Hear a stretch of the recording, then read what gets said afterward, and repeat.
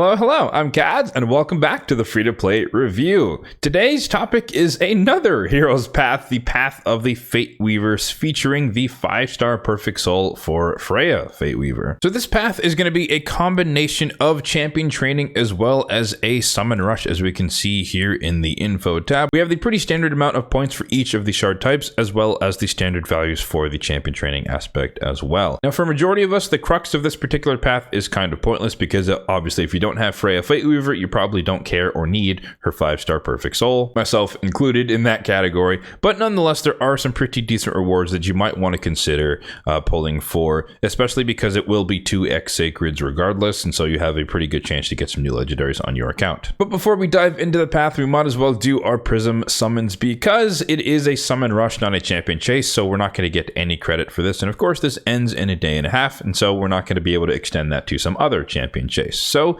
can we get the Elva Autumnborn from our 2 Prism summons? Let's see if we can make that happen today. The first one is an epic, as expected, Skytouch Shaman, which is nice. I think that makes her a +3 on my account.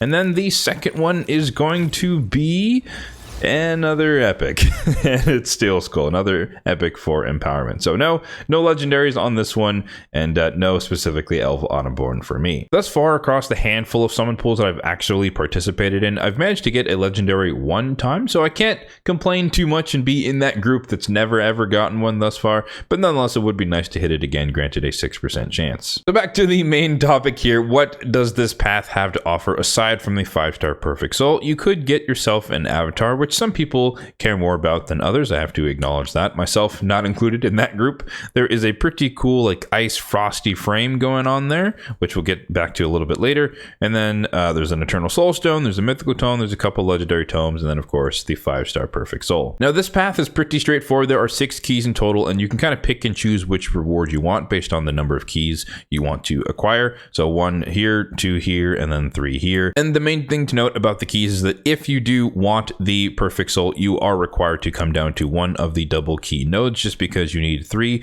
and you can only get 2 from the upper areas up here. But let's work our way down from the top, starting off with if you wanted to go for the frame, you need 2 keys. So you'd come down either the left hand or the right hand side through the middle, and then I would recommend coming down, splitting the difference on either side, picking up the single key nodes here, and then you can get the frame there. That would be 21,050 points. If you were focusing solely on just getting 1 of the sides legendary tomes, then you'd kind of do a similar thing, except you just focus on the left hand or the right hand side entirely, come all the way down through 1 of the key nodes on through the middle here, and then pick up the legendary tome. That would be 32,050 points. If you wanted to get the mythical tome, obviously you'd have to come down the right hand side, but you just add 20,000 to the last one, so it'd be 52,000 points. And then for the Eternal Soulstone, same thing, flip it around, it would just be adding 30,000 points to the legendary tome track, going down or focusing the left hand side for a total of 62,050 points. For the 5-star Perfect Soul, as I mentioned, I wouldn't recommend going and splitting the difference up here with the 2 keys. I would just pick one of either the left hand or the right hand side, come down here. You would guaranteed to get the legendary tome in this case regardless, but you'd grab the double key node here, and then you'd have the 3 keys based on coming down one of the sides. And then you'd open this path, 50,000 points there, for a grand total of 84,050 points to get the 5-star Perfect Soul. As usual, let's hop over to the spreadsheet, which will be linked in the description box down below for a more digestible way of looking at the same numbers. So we have each of the rewards here that I've laid out and how much they're going to cost in terms of purely using shards. Obviously, you could offset that by using champion training. And for those who are unfamiliar with the spreadsheet, per capita here just means the amount of points you will get for making each level or each tier of chicken, including a 6-star champion. Granted, this value does include leveling up the 6-star champion to at least level 52. And then cumulative, the upper row just accounts for the fact that you need multiple tiers of each chicken to make the next tier of chicken. And so you're adding all the points together, and then a grand total of making a 6-star champion from scratch would be 22,000 points. But of course, the primary source of points is going to be from pulling your shards, namely Sacreds, because once again, it is going to be 2x Sacreds. Note that 2x Sacreds is starting on Friday, so don't waste your shards a day early if you're watching this video when it comes out. The main focal point is this row here with the Sacred Shards, and the thing to note here that is, if you're going out for the 5-star Perfect Soul and you wanted to do it entirely with Sacred Shards, it would cost you 19 Sacreds. sacreds. Of course, that is not mandatory. You have 4 days to do this event, and you can offset a good chunk of this through champion training. And then a couple other examples would be the legendary tome would cost you 8 sacreds, which is about equal to the average amount of sacreds you'd have to spend in a normal champion chase to get yourself the legendary tome from that. So it's not that much different from your average champion chase overlapping with 2x sacreds. And then lastly, if you wanted just the frame, it would cost you 5 sacreds. So what is my plan going to be for the path of the Fateweaver? I already mentioned that I do not have Freya. I did not do her deck of fate. So the 5-star perfect soul is